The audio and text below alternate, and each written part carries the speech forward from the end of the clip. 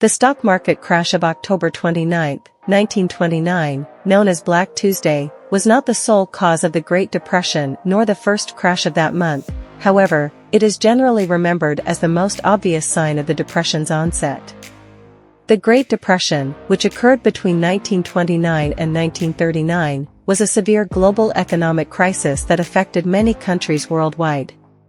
It became evident following a sharp decline in stock prices in the United States, leading to an economic downturn.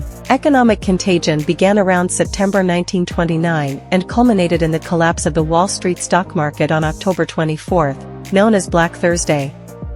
This crisis marked the beginning of a prolonged period of economic hardship characterized by high unemployment rates and widespread business failures. The Farm Security Administration hired photographers to document living conditions during the Great Depression. These photographs depict the adverse effects of the Great Depression and the Dust Bowl. Some of the most famous images depict individuals displaced from farms and migrating westward or to industrial cities in search of work. These photographs capture the economic impact of the Great Depression better than graphs and figures. In 1936, Dorothea Lange, who captured the iconic photograph of the Migrant Mother, reflected the concerns, needs, and uncertainties of ordinary Americans during the Great Depression. Her photographs, featuring migrant workers and titled with their own words, such as Migrant Mother Florence Thompson, garnered significant attention, leading the government to establish camps for migrants.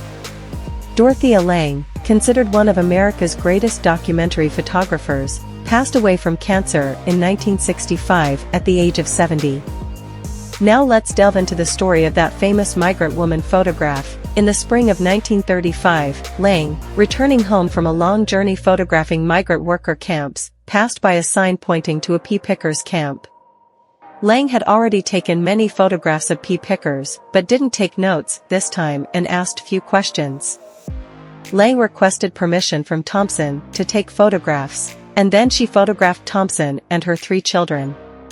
Lange believed she had encountered a mother and her children among the waves of migrant workers coming to California to pick peas.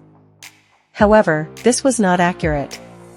Florence Thompson and her family were traveling from other parts of California.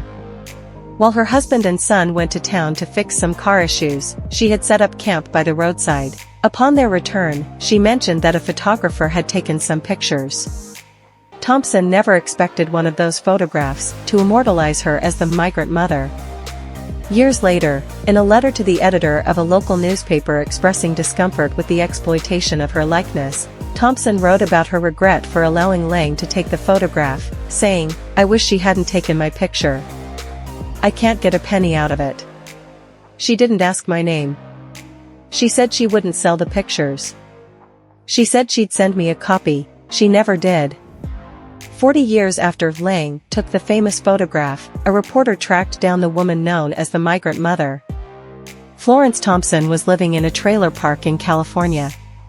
Mrs. Thompson saw Lange's photograph as a kind of curse. She was ashamed to relive the poverty she had endured decades earlier, but her children had a different conclusion. They were proud of the woman who sacrificed for her family and became a symbol of female strength in difficult times. In 1921, at the age of 17, Thompson married the son of a farmer from Stone County, Missouri. When her husband Cleo died of tuberculosis in late 1931, Florence began working in fields and restaurants with her 6 children and one on the way. In a 1979 interview with NBC's Bob Dotson, Thompson recounted those times, saying, "We lived in tents with my children, we lived in bamboo huts, in short, we lived wherever we could survive. I picked cotton, worked in hospitals, worked in bars, cooked, worked in the fields, I did everything I could to feed my children." She settled in Modesto, California, in 1945. Long after World War II, Thompson met and married hospital administrator George Thompson, which provided her with much more financial security than before. Thompson passed away on September 16, 1983, in Scotts Valley, California, at the age of 80, from paralysis, cancer, and heart issues. She was buried at Lakewood Memorial Park, and her tombstone reads, "Florence Leona Thompson, Migrant Mother, Legend of American Motherhood Strength." Bye.